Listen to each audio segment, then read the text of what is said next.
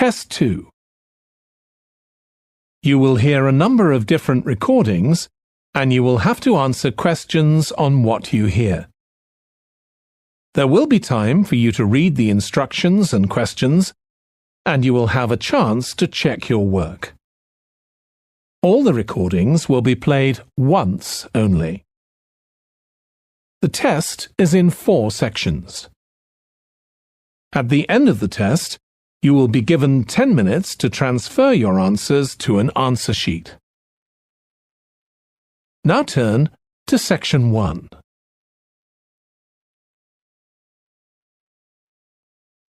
Section 1. You will hear a woman phoning the secretary of a cycling club to find out about becoming a member. First, you have some time to look at questions 1 to 6.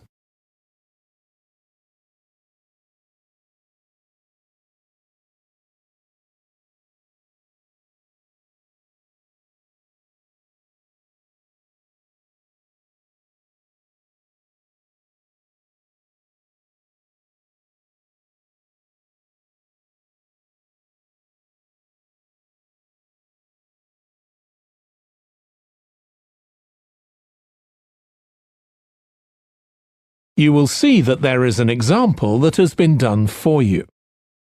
On this occasion only, the conversation relating to this will be played first. Hello, South City Cycling Club. Oh, hi. I want to find out about joining the club. Right, I can help you there. I'm the club secretary and my name's Jim Hunter. Oh, hi, Jim. The club secretary's name is Jim Hunter, so Hunter has been written in the space. Now we shall begin. You should answer the questions as you listen because you will not hear the recording a second time. Listen carefully and answer questions 1 to 6. Hello, South City Cycling Club. Oh, hi. I want to find out about joining the club. Right, I can help you there. I'm the club secretary and my name's Jim Hunter. Oh, hi, Jim. So, are you interested in membership for yourself? That's right. Okay, well, there are basically 2 types of adult membership. If you're pretty serious about cycling, there's the full membership. That costs $260, and that covers you not just for ordinary cycling, but also for races both here in the city and also in other parts of Australia. Right. Well, I'm not really up to that standard. I was more interested in just joining a group to do some cycling in my free time. Sure, that's why most people join. So in that case, you'd be better with the recreational membership. That's $108 if you're over 19 and $95 if you're under. I'm 25. Okay. It's paid quarterly and you can upgrade it later to the full membership if you want to, of course. Now, both types of membership include the club fee of $20. They also provide insurance in case you have an accident, though we hope you won't need that, of course. No. Okay, well, I'll go with the recreational membership, I think, and that allows me to join in the club activities and so on? That's right. And once you're a member of the club, you're also permitted to wear our kit when you're out cycling. It's green and white. Yes, I've seen cyclists wearing it. So can I buy that at the club? No, it's made to order by a company in Brisbane. You can find them online. They're called Jerry's. That's Jerriz. You can use your membership number to put in an order on their website. Okay. Now can you tell me a bit about the rides I can do? Sure. So we have training rides pretty well every morning, and they're a really good way of improving your cycling skills as well as your general level of fitness. But they're different levels. Level A is pretty fast. you're looking at about 30 or 35 kilometres an hour. If you can do about 25 kilometres an hour, you'd probably be level B. And then level C are the novices who stay at about 15 kilometres per hour. Right. Well, I reckon I'd be level B. So when are the sessions for that level? There are a couple each week. They're both early morning sessions. There's one on Tuesdays, and for that one you meet at 5:30 a.m, and the meeting point's the stadium. Do you know where that is? Yes, it's quite near my home, in fact.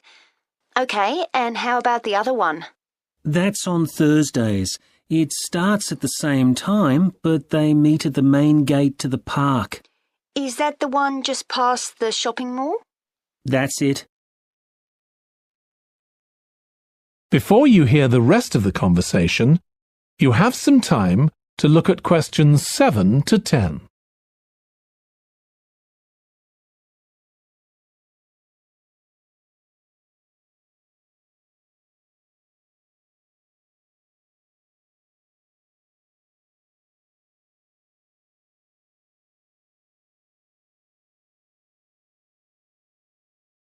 Now listen and answer questions 7 to 10. So how long are the rides?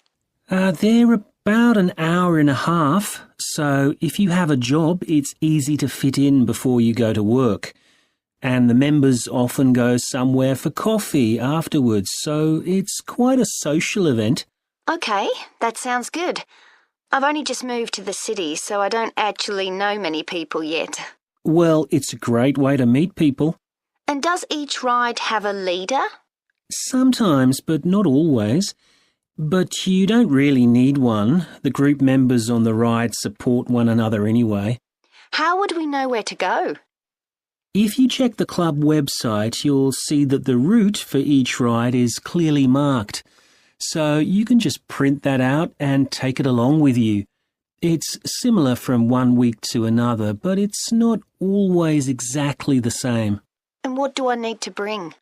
Well, bring a bottle of water and your phone. You shouldn't use it while you're cycling, but have it with you. Right.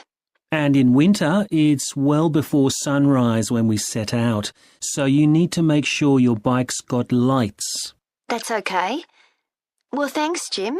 I'd definitely like to join. So what's the best way of going about it? You can... That is the end of section 1. You now have half a minute to check your answers.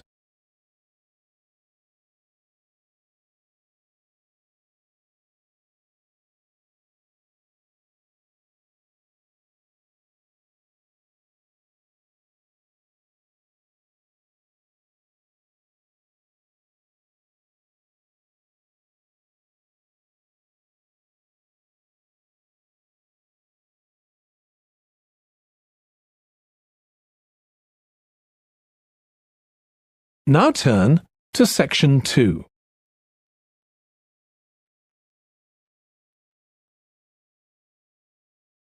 Section 2. You will hear a manager in a company talking to employees about volunteering for charity work.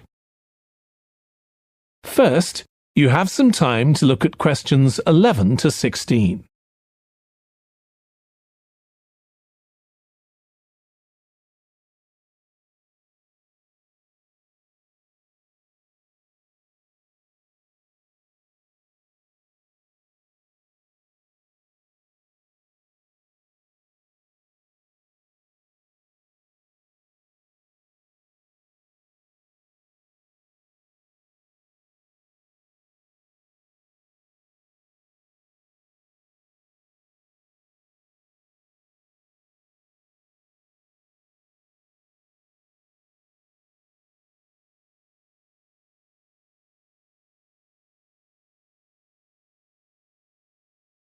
Now listen carefully and answer questions 11 to 16. Thanks for coming, everyone. Okay, so this meeting is for new staff and staff who haven't been involved with our volunteering projects yet. So, basically, the idea is that we allow staff to give up some of their work time to help on various charity projects to benefit the local community. We've been doing this for the last 5 years, and it's been very successful. Participating doesn't necessarily involve a huge time commitment. The company will pay for 8 hours of your time.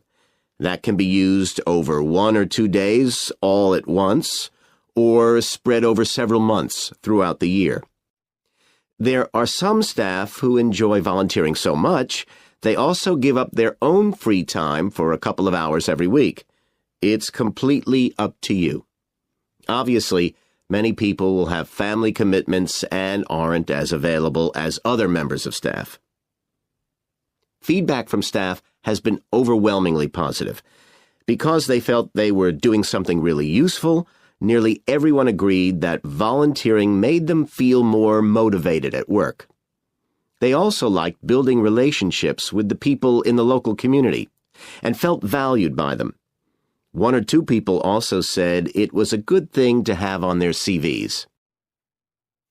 One particularly successful project last year was the Get Working project. This was aimed at helping unemployed people in the area get back to work. Our staff were able to help them improve their telephone skills, such as writing down messages and speaking with confidence to potential customers, which they had found quite difficult.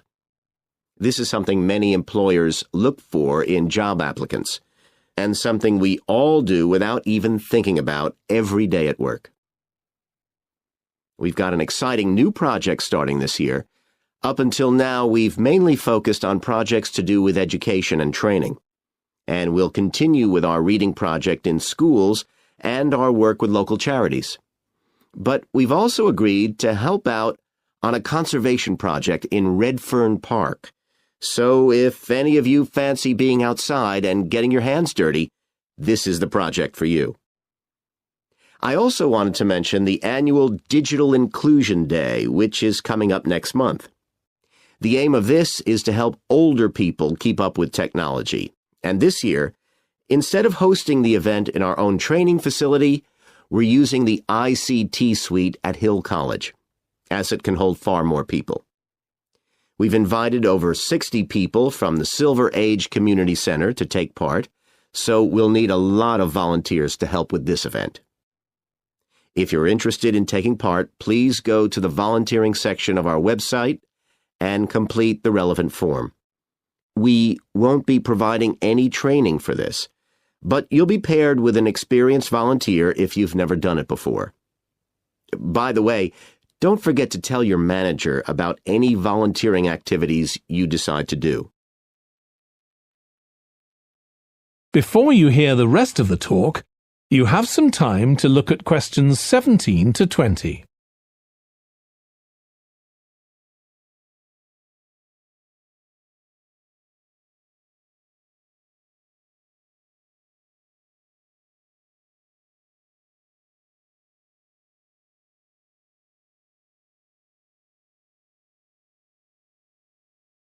Now listen and answer questions 17 to 20. The participants on the Digital Inclusion Day really benefited. The majority were in their 70s, though some were younger, and a few were even in their 90s. Quite a few owned both a computer and a mobile phone, but these tended to be outdated models. They generally knew how to do simple things like send texts, but weren't aware of recent developments in mobile phone technology. A few were keen to learn, but most were quite dismissive at first. They couldn't see the point of updating their skills. But that soon changed. The feedback was very positive. The really encouraging thing was that participants all said they felt much more confident about using social media to keep in touch with their grandchildren, who prefer this form of communication to phoning or sending emails. A lot of them also said playing online games would help them make new friends and keep their brains active.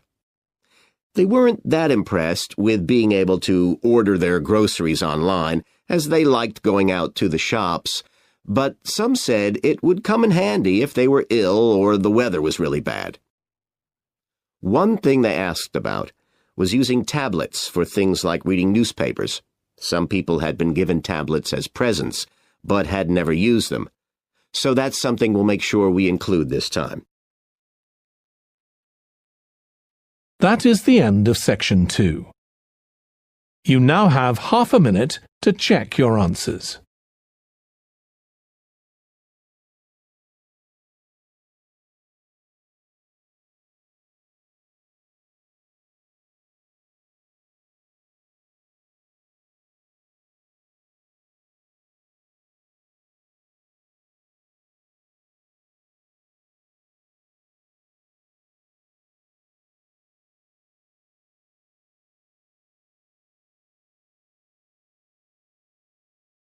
Now turn to Section 3.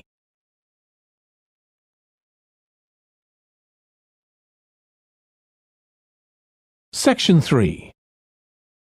You will hear a student called Russ consulting his tutor about a presentation he is preparing on nanotechnology, the study of materials on an extremely small scale. First, you have some time to look at questions 21 to 25.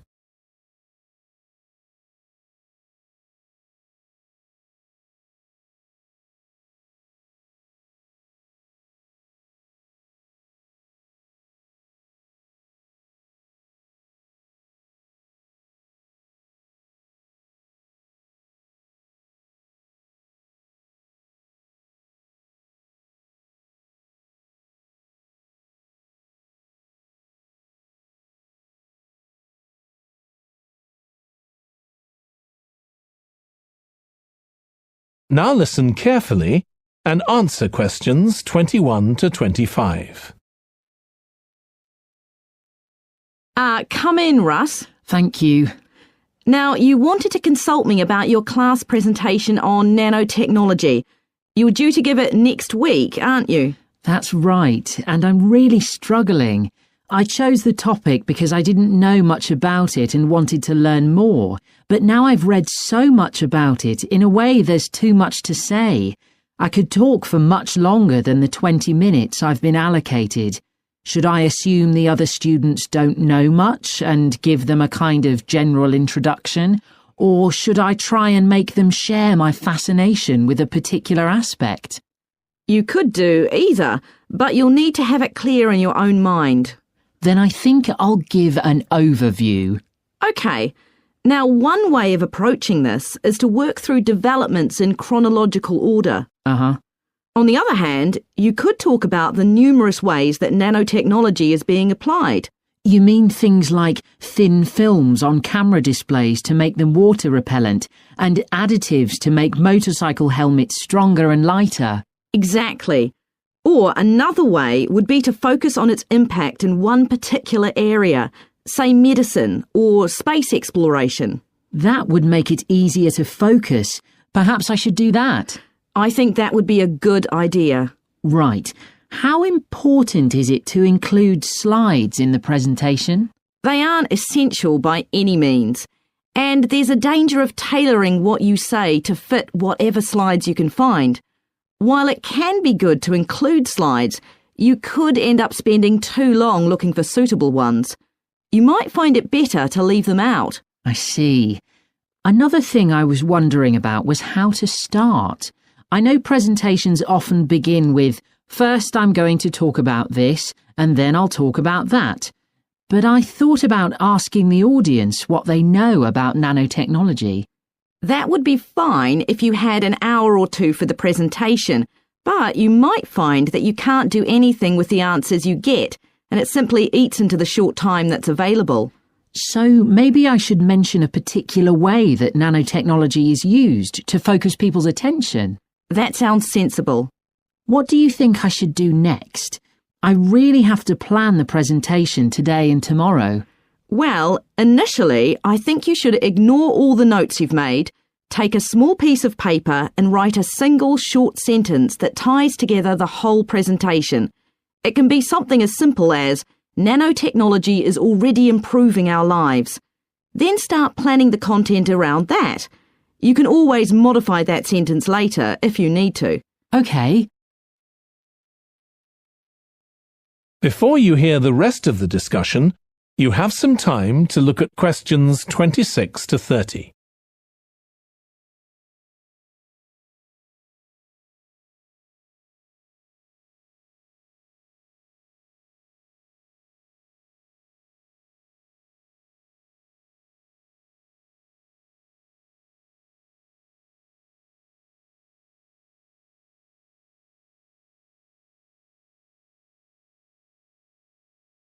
Now listen and answer questions 26 to 30.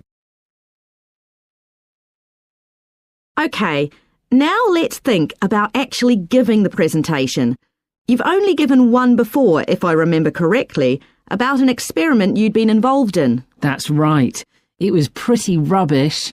Let's say it was better in some respects than in others.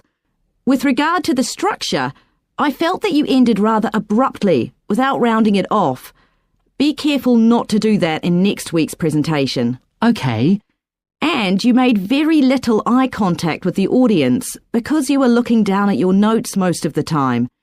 You need to be looking at the audience and only occasionally glancing at your notes. Your body language was a little odd. Every time you showed a slide, you turned your back on the audience so you could look at it. You should have been looking at your laptop. And you kept scratching your head, so I found myself wondering when you were next going to do that, instead of listening to what you were saying. Oh dear. What did you think of the language? I knew that not everyone was familiar with the subject, so I tried to make it as simple as I could. Yes, that came across.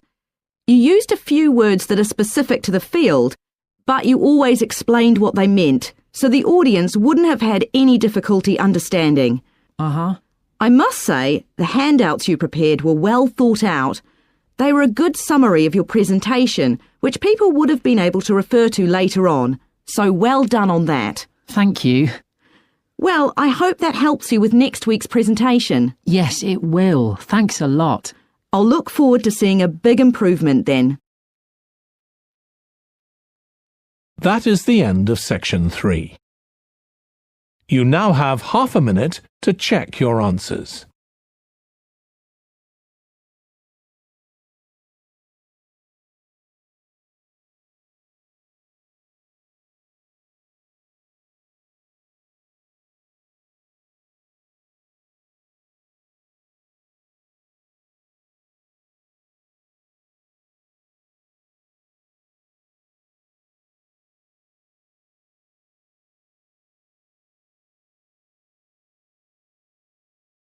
Now turn to section 4.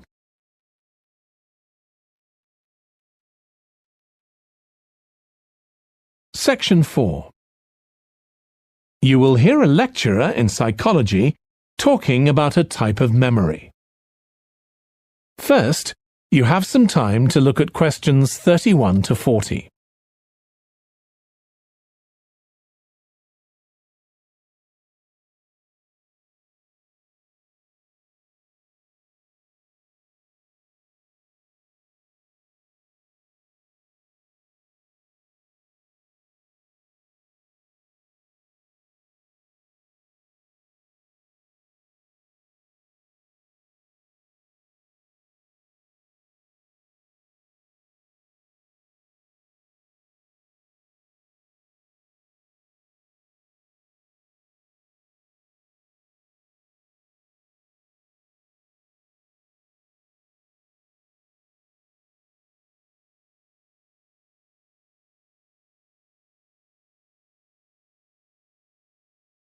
Now listen carefully and answer questions 31 to 40.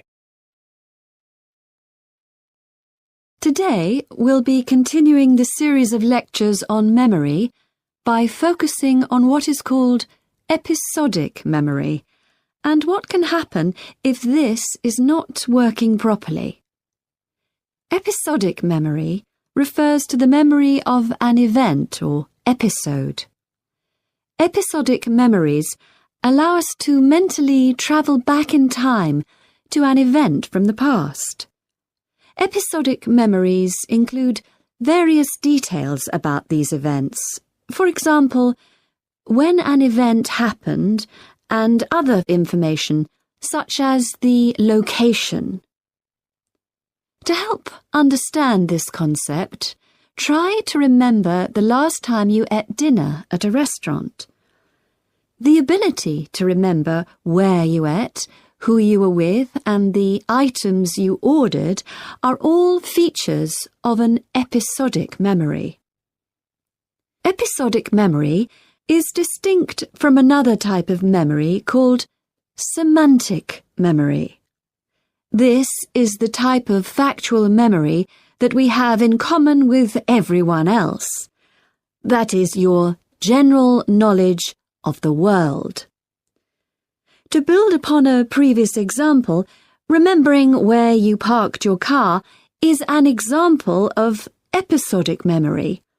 But your understanding of what a car is and how an engine works are examples of semantic memory. Unlike episodic memory, semantic memory isn't dependent on recalling personal experiences. Episodic memory can be thought of as a process with several different steps of memory processing, encoding, consolidation, and retrieval. The initial step is called encoding. This involves the process of receiving and registering information which is necessary for creating memories of information or events that you experience. The degree to which you can successfully encode information depends on the level of attention you give to an event while it's actually happening. Being distracted can make effective encoding very difficult. Encoding of episodic memories is also influenced by how you process the event. For example, if you were introduced to someone called Charlie, you might make the connection that your uncle has the same name. Future recollection of Charlie's name is much easier if you have a strategy to help you encode it. Memory consolidation, the next step in forming an episodic memory, is the process by which memories of encoded information are strengthened, stabilized, and stored to facilitate later retrieval.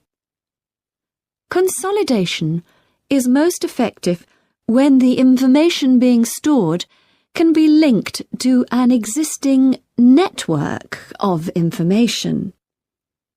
Consolidation makes it possible for you to store memories for later retrieval indefinitely.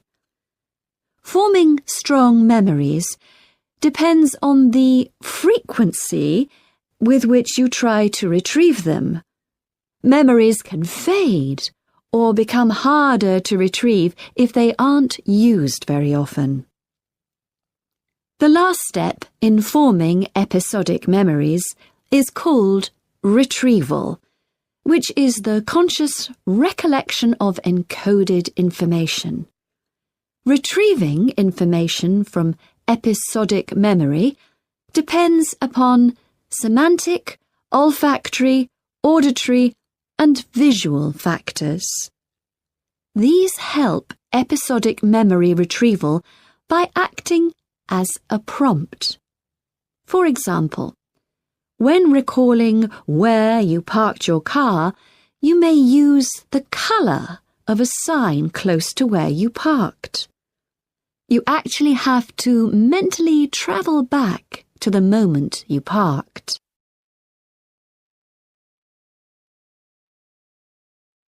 There are a wide range of neurological diseases and conditions that can affect episodic memory. These range from Alzheimer's to schizophrenia to autism. An impairment of episodic memory can have a profound effect on individuals' lives. For example, the symptoms of schizophrenia can be reasonably well controlled by medication.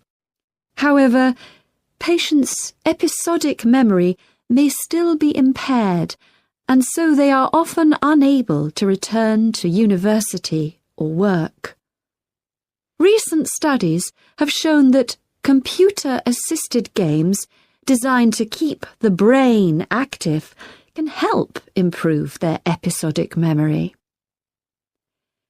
Episodic memories can help people connect with others, for instance by sharing intimate details about their past, something individuals with autism often have problems with. This may be caused by an absence of a sense of self. This is essential for the storage of episodic memory and has been found to be impaired in children with autism. Research has shown that treatments that improve memory may also have a positive impact on children's social development. One study looked at That is the end of section 4. You now have half a minute to check your answers.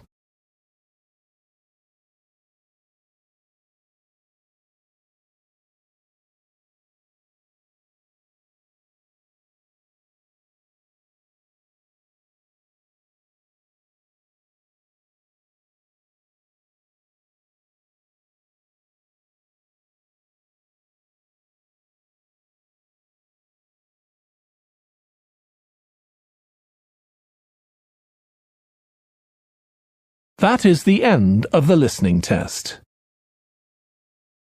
In the IELTS test, you would now have 10 minutes to transfer your answers to the answer sheet.